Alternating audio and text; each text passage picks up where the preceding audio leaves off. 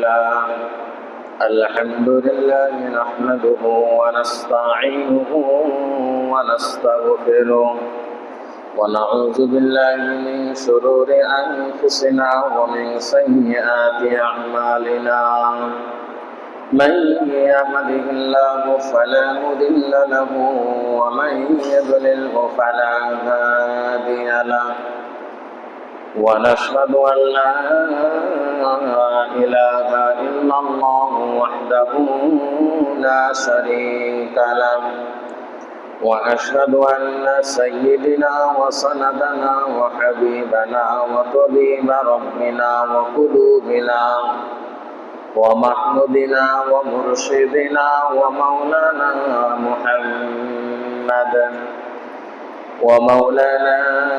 محمدا عبده ورسوله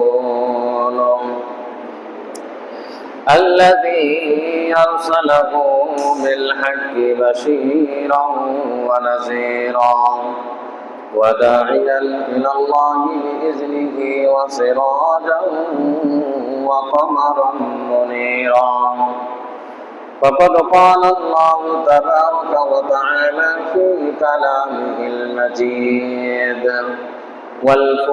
والفرقان الحميد أعوذ بالله من الشيطان الرجيم بسم الله الرحمن الرحيم يا أيها الذين آمنوا اصبروا وصابروا ورابطوا واتقوا الله لعلكم تفلحون وقال النبي رسول الله صلى الله عليه وسلم الصبر صوابه الجنة أو كما قال عليه الصلاة والسلام بلغ العلا بكماله كشف الدجى بجماله حسنة جميع خصاله صلوا عليه وآله سبحانك لا علم لنا إلا ما علمتنا إنك أنت العليم الحكيم سبحان الله والحمد لله ولا إله إلا الله والله أكبر إن الله وملائكته يصلون على النبي يا أيها الذين آمنوا صلوا عليه وسلموا تسليما সবাই আমরা দরুদ শরীফ পড়ি اللهم صل على محمد وعلى آل محمد كما صليت على إبراهيم وعلى آل إبراهيم إنك حميد مجيد اللهم بارك على محمد وعلى آل محمد كما باركت على إبراهيم وعلى آل إبراهيم إنك حميد مجيد الحمد لله আল্লাহ সুবহানাহু ওয়া তাআলার দরবারে লাখো কোটি শুকর ও সুজুদ সেই মহান স্রষ্টা যিনি আমাদেরকে পবিত্র জুমার দিন জুমার নামাজ আদায় করার জন্য আল্লাহ পাক রব্বুল আলামিন আমাদেরকে আল্লাহর ঘর মসজিদে আসা বসা এবং নামাজের পূর্বে কিছু কথা কোরআন এবং হাদিস থেকে শোনার তৌফিক দান করেছেন। এজন্য আমরা সবাই দিল থেকে শুকর আদায় করি, সকলে বলি আলহামদুলিল্লাহ। আল্লাহ পাক রব্বুল আলামিনের কালামে বাণী থেকে যে আয়াতে কারিমা তেলাওয়াত করেছি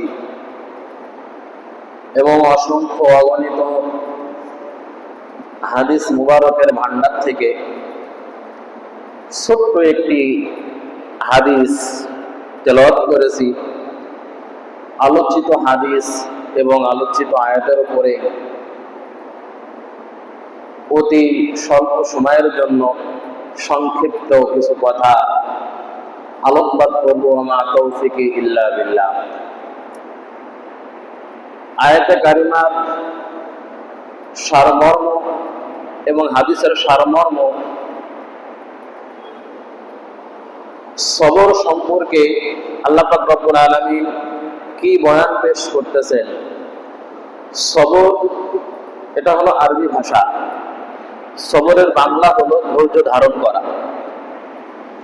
ধৈর্য ধারণ করা এটা একটি মহামূল্যবান সম্পদ শরীয়তের মধ্যে, এবং ধৈর্য ধারণ করার ফল, এর ফলাফল আল্লাহ পাক রব্বুল আলামিন তিনি নিজে ঘোষণা করতেছেন যে ধৈর্য ধারণকারীর ফল আমি আল্লাহ পাক রব্বুল আলামিন নিজে দান করব। সুবহানাল্লাহ। এবং রাসূলুল্লাহ সাল্লাল্লাহু আলাইহি ওয়াসাল্লাম তিনি হাদিসের মধ্যে বলতেছেন, যে হাদিস আমি তেলাওয়াত করেছি, আস-সাবরু সাওয়াবুল জান্নাহ। ধৈর্য ধারণ করার ফল বা ধৈর্য ধারণ করার আসল ফলাফল হলো আল্লাহ পাক রব্বুল আলামিন ওই ব্যক্তিকে জান্নাত পর্যন্ত পৌঁছায় দেবে। সুবহানাল্লাহ। ধৈর্য ধারণ এই আয়াতে মুফাসসিরিন ইকরাম, যারা তাফসীর কারক, যারা কোরআন এবং হাদিসের ব্যাখ্যা বিশ্লেষণ, চুলচেরা ব্যাখ্যা বিশ্লেষণ তারা লেখে বা তৈরি করে। কোরআনের ব্যাখ্যা বিশ্লেষণকারীদেরকে বলা হয় মুফাসসিরিন ইকরাম, হাদিসের ব্যাখ্যা বিশ্লেষণকারীকে বলা হয় মুহাদ্দিসিন ইকরাম। তো এই মুফাসসিরিন ইকরাম এই আয়াতের মধ্যে ব্যাখ্যায় লিখেছেন যে বান্দা সবর করবে কোথায় কোথায়, বান্দা ধৈর্য ধারণ করবে কোথায়। এই আয়াতের ব্যাখ্যায় আসছে যে বান্দা ধৈর্য ধারণ করবে 3 জায়গায়। কয় জায়গায়? 3 জায়গায়। আমরা মানুষ, আল্লাহ পাক রব্বুল আলামিন আমাদের দৈহিক একটা চাহিদা দিয়ে পৃথিবীতে সৃষ্টি করে পাঠিয়েছেন। প্রত্যেকটা মানুষের দৈহিক কিছু চাহিদা আছে, আমারও আছে, আপনারও আছে। আদম আলাইহিস সালাম থেকে নিয়ে কিয়ামত পর্যন্ত যত নবী রাসূল আগমন করেছেন এবং যত উম্মত আগমন করবেন, প্রত্যেকটা মানুষের মানসিক হিসাবে, মানসিক জীব হিসাবে তার দৈহিক একটা চাহিদা আছে। আমার আপনার খানা পিনা আছে, আমার আপনার জরুরত আছে, আমার আপনার বৈবাহিক জীবন আছে, আমার আপনার শরীরের জন্য, সুস্থ রাখার জন্য আমার আপনার অনেক কিছুর প্রয়োজন আছে। আছে না নাই? আছে। তো ঠিক তদ্রূপ এর মধ্য থেকেই এই ধৈর্য ধারণ করা, এটাও মানুষের দৈহিক চাহিদার মধ্যে একটি অংশ। কেমন একটি অংশ? মুফাসসিরিন ইকরাম বলেন যে 3 জায়গায় মানুষকে ধৈর্য ধারণ করতেই হবে, সবর করতে হবে।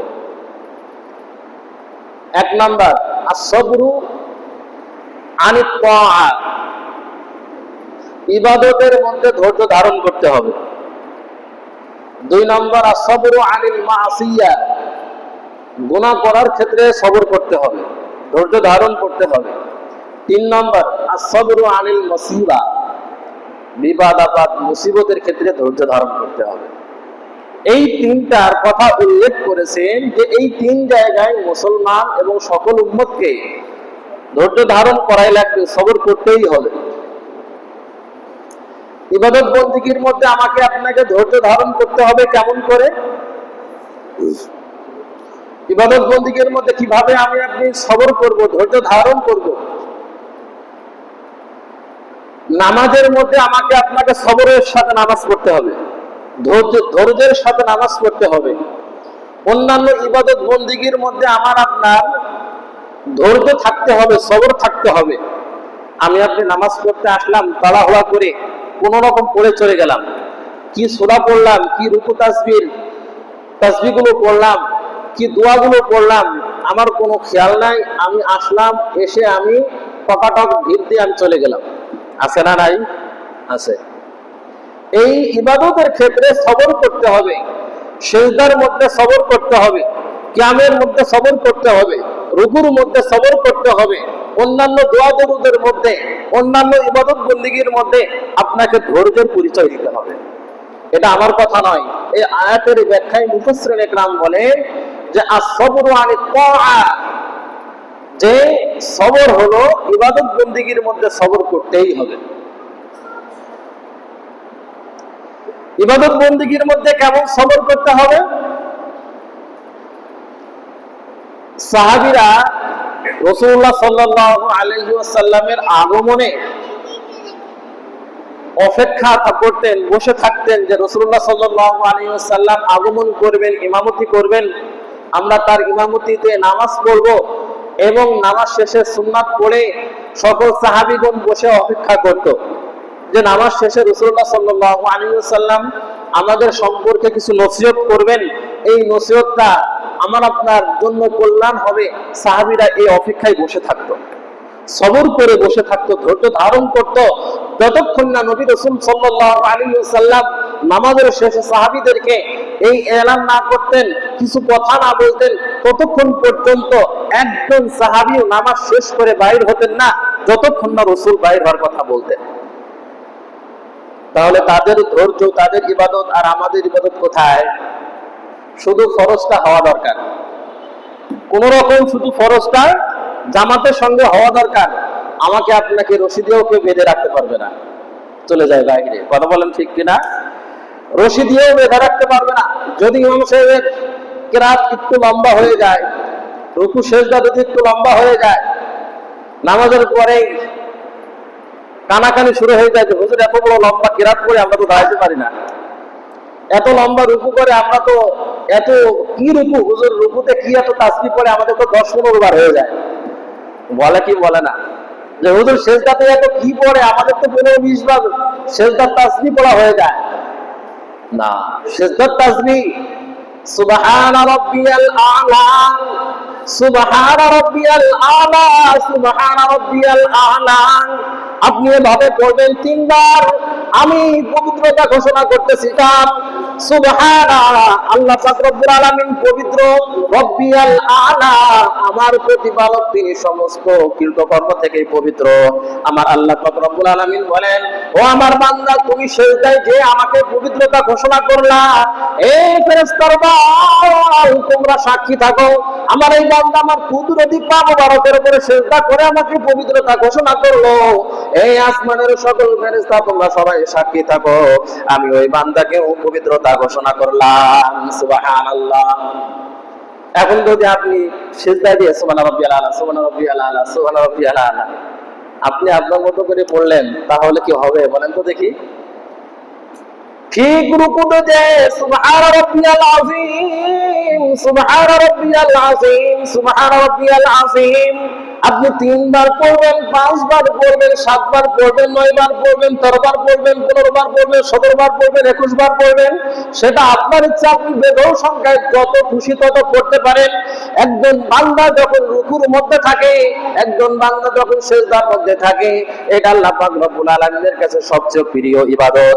যে আমার বান্দা কিছু জানুক আর না জানুক, সূরা কেরাত পারুক চাই না পারুক, আমার বান্দা না বুঝেও আমাকে সিজদা করতেছে, আমার বান্দা না বুঝেও আমাকে রুকু করতেছে, আমার বান্দা সিজদার মধ্যে তাসবিহ পড়তেছে, আমার বান্দা রুকুর মধ্যে তাসবিহ পড়তেছে। ফেরেশতারা তোমরা সাক্ষী থাকো, আমি এই বান্দাকে সারা পৃথিবীবাসীর মধ্যে ঘোষণা করে দিলাম, সে আমার পবিত্রতা ঘোষণা করতেছে, আমি আল্লাহ তার পবিত্রতা ঘোষণা করে দিলাম। সুবহানাল্লাহ।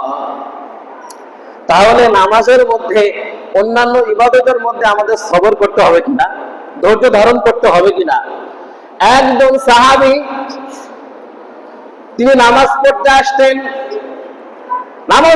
আসতেন, যখন জামাতের ইকামত হতো তখন তিনি ঘর থেকে বাইর হয়ে আসতেন।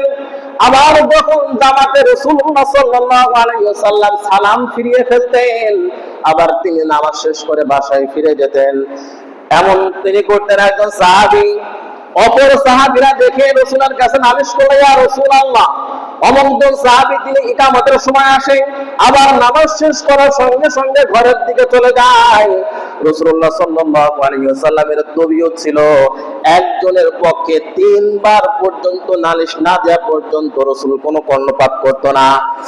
রাসূলুল্লাহ সাল্লাল্লাহু আলাইহি ওয়াসাল্লামের কাছে সাহাবীরা প্রথম দিন বললেন, রাসূল কোনো কর্মপাত করলেন না, তিনি শুনলেন না, কিছুই বললেন না।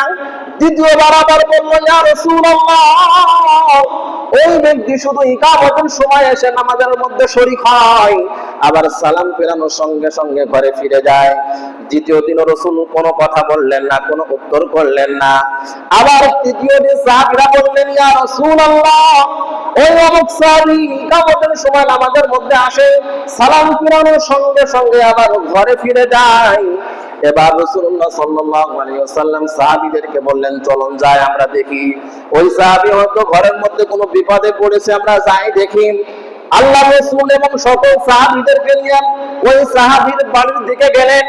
বাড়িতে যাওয়ার পরে দরজায় নক করলেন, সালাম করলেন সাহাবীরা, ওগো সাহাবী, তোমার দরজায় পয়গম্বর জনাবে রাসূলুল্লাহ সাল্লাল্লাহু আলাইহি ওয়াসাল্লাম তিনি অপেক্ষা করতেছেন, তুমি ঘর থেকে বাইরে হয়ে আসো। ঘরের মধ্যে থেকে কোনো আওয়াজ আসে না, কোনো উত্তর আসে না। রাসূলুল্লাহ সাল্লাল্লাহু আলাইহি ওয়াসাল্লাম তিনি বললেন, হয়তো ওই সাহাবী ঘরের মধ্যে নাই। রাসূলুল্লাহ সাল্লাল্লাহু আলাইহি ওয়াসাল্লাম আরো দরজার নিকটে তিনি আগিয়ে গেলেন, যে বললেন, ঘরের মধ্যে কি অমুক সাহাবী তুমি কি আছো? ঘরের মধ্যে থেকে কোনো আওয়াজ আসে না, শুধু আওয়াজ আসে, কান্নার আওয়াজ আসে। রাসূলুল্লাহ সাল্লাল্লাহু আলাইহি ওয়াসাল্লাম বুঝে ফেলেছেন ঘরের মধ্যে আছে, কিন্তু কান্না করতেছে, কান্না করতেছে। সাহাবীরা বলল, অমুক সাহাবী তোমার ঘরের দরজায় পয়গম্বর তো জাহানের সর্দার দাঁড়িয়ে আছে, তাড়াতাড়ি আসো। ঘরের মধ্যে থেকে উত্তর আসো, ইয়া রাসূলুল্লাহ, আমি কিভাবে আপনার সামনে দাঁড়িয়ে কথা বলবো ইয়া রাসূলুল্লাহ? আমার শরীরে এমন কোন পোশাক নাই যে পোশাক পরিধান করে আপনার সামনে আমি দাঁড়িয়ে কথা বলবো। রাসূলুল্লাহ সাল্লাল্লাহু আলাইহি ওয়াসাল্লাম নিজের গায়ের চাদরটা তার ঘরের মধ্যে দিয়ে দিল, যে তুমি এই চাদর পরিধান করে আমার সামনে আসো, তোমার সঙ্গে আমি কথা বলবো। রাসূলুল্লাহ সাল্লাল্লাহু আলাইহি ওয়াসাল্লামের চাদর মুবারক ওই সাহাবী নিজের শরীরের মধ্যে জড়িয়ে পয়গম্বরের সঙ্গে কথা বলার জন্য ঘরের মধ্য থেকে তিনি বাইরে হয়ে আসলেন। রাসূলুল্লাহ সাল্লাল্লাহু আলাইহি ওয়াসাল্লাম জিজ্ঞাসা করলো, তুমি ইকামতের সময় কেন আসো, আবার নামাজ শেষ করে কেন তুমি বাড়িতে চলে আসো? সাহাবী কান্না করে, দু চোখ বেয়ে কান্না করে, ইয়া রাসূলুল্লাহ, আমি ইকামতের সময় মসজিদের দিকে যাই, জামাতে শরীক হওয়ার পর নামাজ শেষ করে আবার বাড়িতে চলে আসি। কেন আমি এমন গরিব, আমার আর কোনো পোশাক নাই, দ্বিতীয় কোনো পোশাক নাই, আমার ঘরের মধ্যে আমার স্ত্রী আছে, আর কোনো সন্তান আছে নাই, আর কোনো মানুষ নাই, আমি আছি, আমার স্ত্রী আছে। ইয়া রাসূলুল্লাহ, আমার শরীরের মধ্যে যেই ছিয়া ফাটা পোশাকটা আপনি দেখতে পাচ্ছেন, এই একটাই শুধু পোশাক আছে আমাদের দুজনার, আর কোনো পোশাক নাই। যখন নাকি নামাজের সময় হয়, ইকামতের সময় হয়, আমি আমার স্ত্রীকে, আমার ঘরের মাঝখানে একটা গর্ত করা আছে, ওই গর্তের মধ্যে আমার স্ত্রীকে রেখে ওই পোশাকটা পরিধান করে আমি জামাতের সঙ্গে শরীক হওয়ার জন্য মসজিদে চলে আসি। আবার যখন নামাজ শেষ হয়ে যায়, সঙ্গে সঙ্গে আমি ঘরের মধ্যে চলে আসি, আমার পোশাকটা খুলে আমার স্ত্রীকে দিয়ে আমি গর্তের মধ্যে চলে যাই। আমার স্ত্রী আবার নামাজটা আদায় করে নাই। ইয়া রাসূলুল্লাহ, এই কথা শুনে রাসূলের চোখ বেয়ে পানি পড়তেছে, দাড়ি মুবারক ভিজে যাইতেছে। ইয়া রাসূলুল্লাহ, শোনার পরে দোয়া করলেন, ওগো আল্লাহ, তোমার এই বান্দা এত কষ্ট হওয়ার পরও তোমাকে ভুলে নাই, তোমার ইবাদত বندگی করার জন্য সে পিছে হটে নাই, এত সবরের সাথে, এত ধৈর্যের সাথে তোমাকে গুণগান গায়, তোমার ইবাদত বندگی করে। ওগো আল্লাহ, আমি পয়গম্বর তার জন্য দোয়া করলাম, মালিক, পৃথিবীর মধ্যে সে যেমন তোমাকে ভুলে নাই, সে যেমন তোমাকে মহব্বত করেছে, একটা পোশাক দিয়ে তারা স্বামী স্ত্রী দুজন সুন্দর করে নামাজ আদায় করেছে। মালিক আল্লাহ, আমি তো জাহানের পয়গম্বর তোমার কাছে দোয়া করলাম, আল্লাহ, তোমাকে যেমন দুনিয়া সে ভুলে নাই, আখিরাতেও তুমি তাকে এর ওসিলায় বিনা হিসাবে জান্নাত পৌঁছায় দিও। সুবহানাল্লাহ। আল্লাহ রাসূল তার জন্য দোয়া করে দিলেন। সাহাবীদের ইবাদত ছিল সবরের সাথে, ধৈর্যের সাথে। আমি আপনি এই সিচুয়েশনে কি আমি আপনি আসি? বলেন তো, কেউ আসি? এই অবস্থাতে আমি আপনি কেউ আসি? একদম নিহায়ত গরিব হওয়ার পরেও তার পোশাক আশাক তো কয়েকটা থাকে, থাকে কি থাকে না? পোশাক আশাক কয়েকটি থাকে, এমন তো বর্তমানে সময় নাই যে একটা পোশাকও নাই, একটা একটাই আছে, ওই একটা পোশাক পরিধান করে এক সময় পুরুষ পরিধান করতেছে, আরেক সময় মহিলা পরিধান করতেছে। এমন মনে হয় কোন মানুষ বর্তমানে নাই। কথা ঠিক কিনা বলেন? সেই সময় একটা পোশাক দুজন স্বামী স্ত্রী ব্যবহার করে, পরিধান করে তারা আল্লাহকে বলে নাই, আল্লাহর ইবাদত বন্দেগী করেছে। রাসূলুল্লাহ সাল্লাল্লাহু আলাইহি ওয়াসাল্লাম তখন বলে যে ইবাদত বন্দেগী করার ক্ষেত্রে তোমরা সবর ইখতিয়ার করবে, ইবাদত বন্দেগী করার ক্ষেত্রে তোমরা ধৈর্য ধারণ করবে, কোন অবস্থাতেই তোমরা ইবাদত বন্দেগী করার ক্ষেত্রে অলসতা করবে না, এবং ইবাদত বন্দেগী করার ক্ষেত্রে তোমরা দুনিয়া বিমুখ হয়ে যাবে না। রাসূলুল্লাহ সাল্লাল্লাহু আলাইহি ওয়াসাল্লাম তিনি আরো বলেন যে আল্লাহ পাক রব্বুল আলামিন যারা মুমিন বান্দা হবে, যারা মুমিন মুসলমান হবে, আল্লাহ পাক রব্বুল আলামিন তাদেরকে বিভিন্ন জিনিসের মাধ্যমে তাদেরকে পরীক্ষা করবেন। ওয়ালানাবলুওয়ান্নাকুম বিশাইইন মিনাল খাউফি ওয়াল জুউ'i ওয়া নাকসিম মিনাল আমওয়ালি ওয়াল আনফুসি ওয়াস সামারাত ওয়া বাশশিরিস সাবিরিন। এতগুলো পরীক্ষা করার পরে একজন মুমিন বান্দাকে আল্লাহ পাক রব্বুল আলামিন ওয়া বাশশিরিস সাবিরিন এই সুসংবাদ দিতেছেন, তার যে ধৈর্য ধারণ করে এই মোকাবেলা করবে। আল্লাহ পাক রব্বুল আলামিন শুধু এই সবরকারীকে সুসংবাদ দিতেছেন। আল্লাহ পাক রব্বুল আলামিন বলেন ওয়ালা নাবলুওয়ান্নাকুম বিশাইইন মিনাল খাউফ, আমি তোমাদেরকে ভয়ের মাধ্যমে তোমাদেরকে পরীক্ষা করব, তোমাদের বিপক্ষ শত্রুর মাধ্যমে ভয় দেখাবো, বিভিন্ন মাধ্যমে তোমরা ভয়ে তোমরা সশস্ত্র হয়ে যাবে। আমি বিভিন্ন ভাবে তোমাদেরকে চতুর্দিকে তোমাদেরকে ভয় দেখাবো। এই ভয়ের মাধ্যমে আমি তোমাদের সবর পরীক্ষা করব, ধৈর্যের পরীক্ষা করব। তোমরা ধৈর্য ধারণ করে অটল থাকতে পারবে কিনা। আমি আল্লাহ পাক রব্বুল আলামিন শুধু তাই নয়, ফল খাউফি ওয়াল জুউ'i, তোমাদেরকে ক্ষুধার্ত রেখে আমি পরীক্ষা করব, তোমরা সবর করতে পারবে নাকি আমাকে ভুলে যাইবা। আল্লাহ পাক রব্বুল আলামিন এমন বান্দা সেই সময় ছিল না, আছে না নাই, যাদেরকে আল্লাহ পাক রব্বুল আলামিন খানা পিনার কোনো ব্যবস্থা হয় নাই। আবার আপনার পয়গম্বরের ঘরের মধ্যে দিনকে দিন চুলা জ্বলে নাই। কথা ঠিক কিনা বলেন? দিনের পরে দিন চুলা জ্বলে নাই, শুধু খেজুর খেয়ে দিন পার করছে, রাত পার করছে। এই পরবার আপনার পয়গম্বর আল্লাহকে বলেছে নাকি বলে নাই? আল্লাহকে বলে নাই। এর বড় আল্লাহর ইবাদত বন্দেগী সুন্দর মতো করেছে, কোনোদিনও কোনো খানা পাই নাই, পেটে ইট বেঁধে পাথর বেঁধে মালিকের ইবাদত করেছে, মালিকের ইবাদত করা থেকে তিনি পিছনে যায় নাই। এজন্য আল্লাহ পাক রব্বুল আলামিন বলতেছেন ওয়াল জুউ'i, আমি তোমাদেরকে ক্ষুধার্ত রেখে পরীক্ষা করব, তোমরা কতটুকু আমাকে সবর করতে পারো, কতটুকু তোমরা ধৈর্য ধারণ করতে পারো। তোমাদের সবরওয়ালা বান্দাদেরকে আমি বিভিন্ন পরীক্ষার মাধ্যমে আমি তোমাদেরকে পরীক্ষা করব। ওয়া নাকসিম মিনাল আমওয়াল, এবং তোমাদের ধন সম্পদ কমিয়ে দেওয়ার মাধ্যমে পরীক্ষা নিব। ব্যবসা বাণিজ্য করতেছেন আপনি, হঠাৎ করে আপনার ব্যবসায় বিশাল বড় লোকসান চলে আসলো, আপনি হতভাগা হয়ে গেলেন, পেরেশানি হয়ে গেলেন, হাই হতাশ করতেছেন যে আল্লাহ পাক রব্বুল আলামিন আর কারো ব্যবসার দিকে লক্ষ্য করলো না, আমার ব্যবসার মালামাল সব শেষ হয়ে গেল। বলে কি বলি না যে এত ব্যবসায়ী থাকার পরও আমার ব্যবসার মাল কেন নষ্ট হয়ে গেল, আমি লাভবান হতে পারলাম না। আমি আপনি বিভিন্ন মুখ দিয়ে বিভিন্ন কথা বলতে থাকি, আমি আপনি হতাশ হয়ে যাই যে আল্লাহ পাক রব্বুল আলামিন আমার সম্পদগুলোকে নষ্ট করে দিল। কিন্তু এই সম্পদ নষ্ট হওয়ার মাধ্যমে আল্লাহ পাক রব্বুল আলামিন আমার আপনার ধৈর্যের পরীক্ষা নিতেছেন, ধৈর্যের পরীক্ষা নিতেছেন। ওয়া নাকসিম মিনাল আমওয়াল, সম্পদ নষ্ট হয়ে যাবে। আপনার সম্পদ নষ্ট হয়ে যাওয়ার ফলে আপনি কতটুকু ঈমানের উপরে, আপনি কতটুকু শরিয়ার উপরে অটল আছেন, এটার পরীক্ষা আল্লাহ পাক রব্বুল আলামিন যারা মুমিন হবে, খাঁটি মুসলমান হবে, ইবাদত গুজারি বান্দা হবে, আল্লাহ তাদেরকে পরীক্ষা করবেন, আল্লাহ তাদেরকে পরীক্ষা করবেন। ওয়া নাকসিম মিনাল আমওয়াল ওয়াল আনফুসি, এবং আপনার জীবন নিয়ে নেওয়ার মাধ্যমে পরীক্ষা নেবেন, আপনার জীবন নেওয়ার মাধ্যমে পরীক্ষা নেবেন। অনেকে আছে দেখেন না, পিতামাতা বেঁচে আছে, পিতামাতার সামনে দিয়ে সন্তানের লাশ পিতামাতা কাজে করে নিয়ে যাচ্ছে, আছে না নাই? আছে। দাদা বেঁচে আছে, দাদার কাঁধে নাতির লাশ, আছে না নাই? আছে। এই জীবন নাশের মাধ্যমে, সন্তান নিয়ে নেওয়ার মাধ্যমে, মৃত্যু হওয়ার মাধ্যমে আল্লাহ পাক রব্বুল আলামিন পরীক্ষা করবেন আপনি কতটুকু ওই সময় সবর করতে পারেন, ধৈর্য ধারণ করতে পারেন। আল্লাহ এটার পরীক্ষা নেবেন। এটার কি নেবেন? পরীক্ষা নেবেন।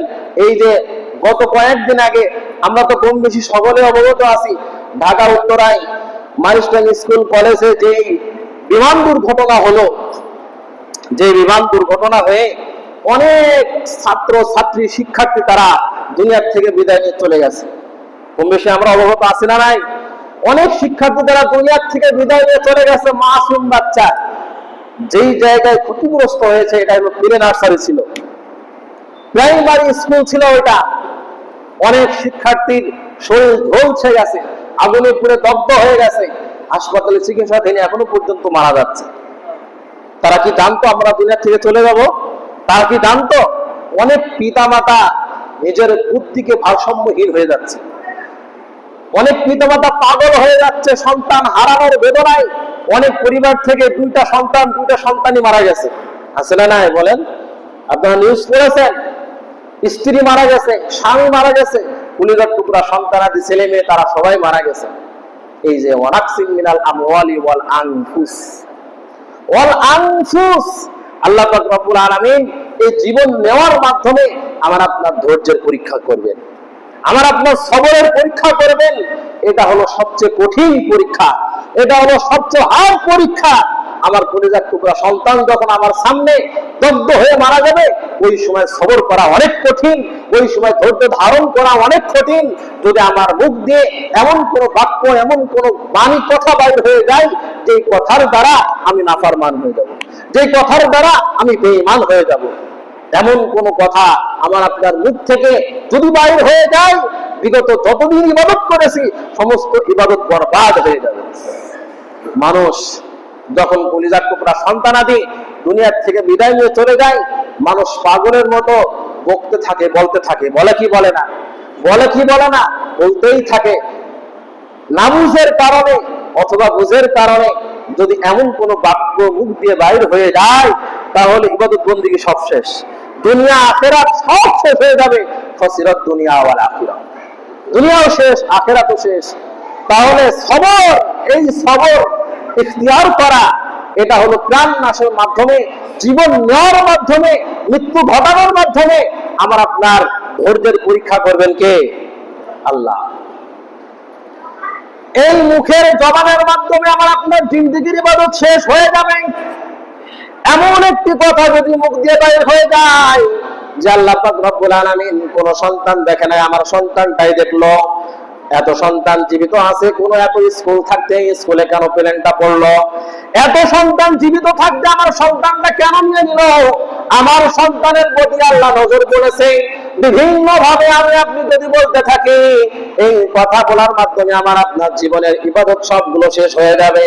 না জানি আমার আপনার ইমানদারের খাতা থেকে, মুসলমানের খাতা থেকে আমার আপনার নামটাও কাটা যেতে পারে। তারই উদাহরণ হলাম, বনি ইসরাইলের মধ্যে দুজন ব্যক্তি ছিল, একজন ব্যক্তি ছিল বড় আবেদ, আর একজন ব্যক্তি ছিল গুনাহগার। আবেদ ব্যক্তি সে সব সময় আল্লাহর ইবাদত বন্দেগী করত, কোন সময় ইবাদত বন্দেগী থেকে পিছু হটতো না। যতই বিলাপালা মুসিবত আসুক না কেন, যতই পরীক্ষা আসুক না কেন, সবকিছু পাড়ি দিয়ে তিনি ইবাদত বন্দেগী করতো, কার? আল্লাহর ইবাদত বন্দেগী করত। আর একজন নাফরমানি ব্যক্তি ছিল, কোন সময় আল্লাহর ইবাদত বন্দেগী করতো না, সব সময় আল্লাহ নাফরমানি করত। আবেদ বান্দা নাফরমানি বান্দাকে বলল, তুমি আল্লাহর রাস্তায় ফিরে আসো, আল্লাহর রাস্তায় ফিরে আসো, গুনার কাজ পরিত্যাগ করে দাও, গুনার কাজ করো না, গুনার কাজ করো না। এক পর্যায়ে বলতে বলতে বলতে বলতে প্রত্যেক দিন আবেদ বান্দা গুনাহগার বান্দাকে বলতে থাকে। এক পর্যায়ে গুনাহগার বান্দা যখন বলল, আল্লাহ কি তোমাকে আমার জন্য ফিট করেছে, তুমি শুধু আমাকে বিরক্ত করো, আমার কাজের উপরে আমাকে ছেড়ে দাও, তোমার কাজ তুমি করতে থাকো। আবেদ বান্দা রাগান্বিত হয়ে মুখ দিয়ে এমন কথা বাহির করলো, এমন কথা বললো, আল্লাহ পাক রব্বুল আলামিন এরা গুনাহগার বান্দা, আল্লাহ তোমার গুনাহ জীবনে মাফ করবে না, আর আল্লাহ পাক রব্বুল আলামিন তোমাকে কোনোদিনও জান্নাত দান করবে না। আবেদ বান্দা এই কথা মুখ দিয়ে বাহির করে দিল। এক পর্যায়ে দুজন ব্যক্তি মারা গেল, মারা যাওয়ার পরে হাসর নাসর কায়েম হয়ে গেল। হাসর নাসর কায়েম হয়ে যাওয়ার পরে আল্লাহ পাক রব্বুল আলামিন ওই দুজন বান্দাকে দাঁড় করাইছেন। দুজন বান্দাকে দাঁড় করানোর পরে আবেদ বান্দাকে ডাকে, আবেদ বান্দা তুমি আমার নিকটে আসো, তুমি কেন ওই বান্দাকে বললা আল্লাহ কখনোই তোমাকে মাফ করবে না? আমি মাফ করব কি করব না, তুমি কি আমার কুদরতি মুজিজা তুমি কি জানো? আবেদ বান্দা বলছে, আল্লাহ আমি তো জানি না, তাহলে তুমি কেন বললা? আরো 2 নম্বর কথা বলেছো, আল্লাহ তোমাকে কোনোদিন জান্নাত দান করবে না। তুমি কি জানো আমি ওই বান্দাকে জান্নাতের মধ্যে দিব কি জাহান্নামের মধ্যে দিব? আবেদ বান্দা বলতেছে, আল্লাহ আমি জানি না, তাহলে তুমি কেন বললা? আল্লাহ রব্বুল আলামিন ফেরেশতাকে ডেকে বলে, ফেরেশতা এই আবেদ বান্দাকে তোমরা টানতে টানতে জাহান্নামের মধ্যে নিয়ে যাও।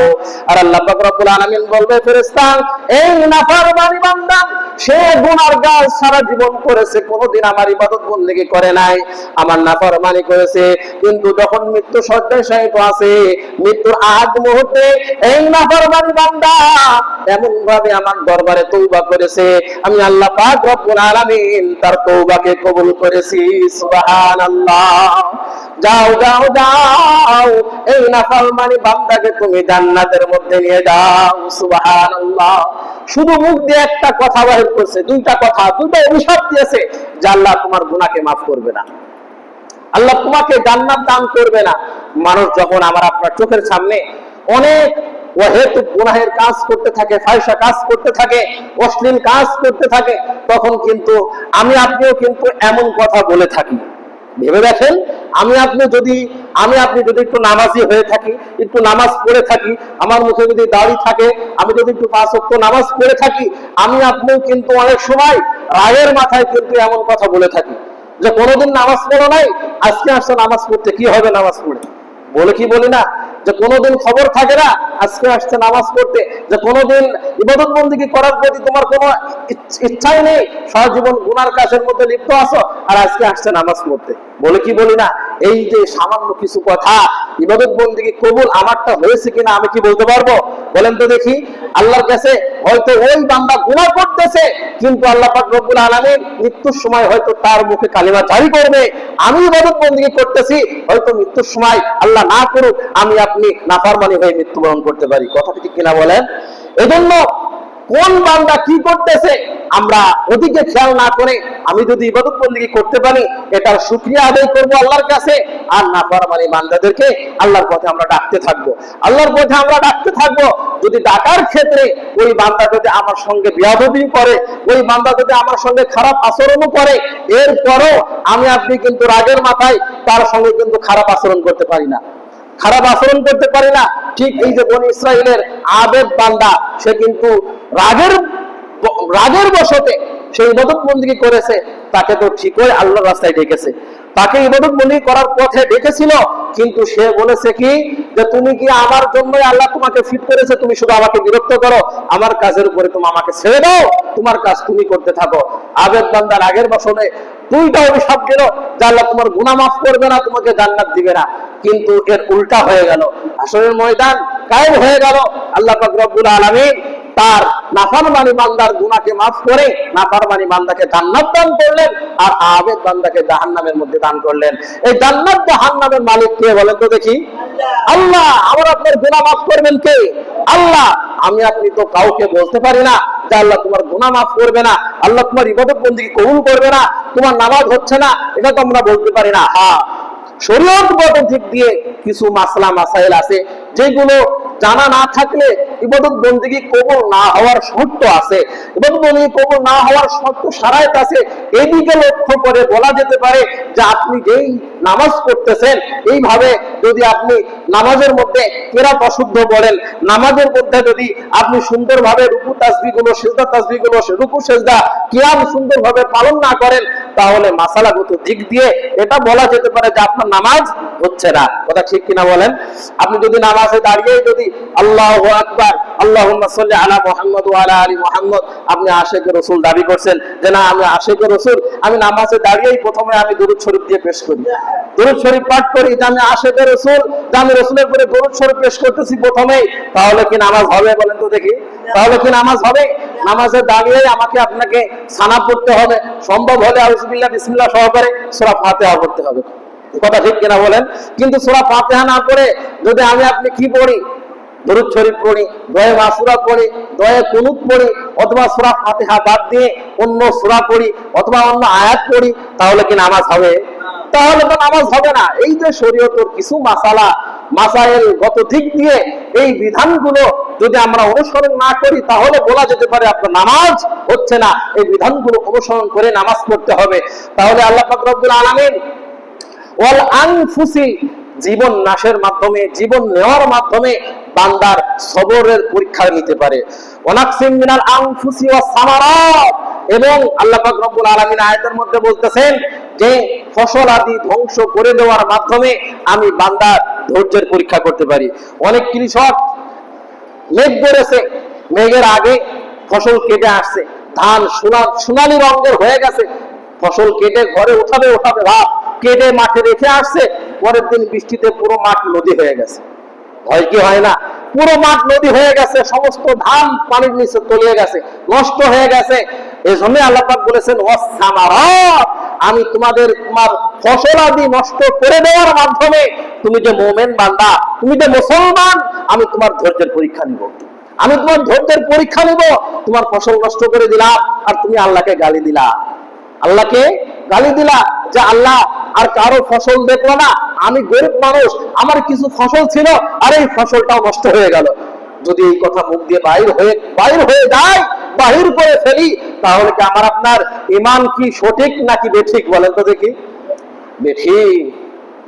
এরপরে আল্লাহ পাক রব্বুল আলামিন বলতেছেন যে ভয়ের মাধ্যমে আমি তাদের সবরের পরীক্ষা নিব, ক্ষুধা দেওয়ার মাধ্যমে আমি তাদের সবরের পরীক্ষা নিব, এবং তাদের ধন সম্পদ নষ্ট করে দেওয়ার মাধ্যমে আমি তাদের পরীক্ষা নিব, এবং আমি তাদের জীবন মৃত্যুর মাধ্যমে আমি তাদের পরীক্ষা নিব।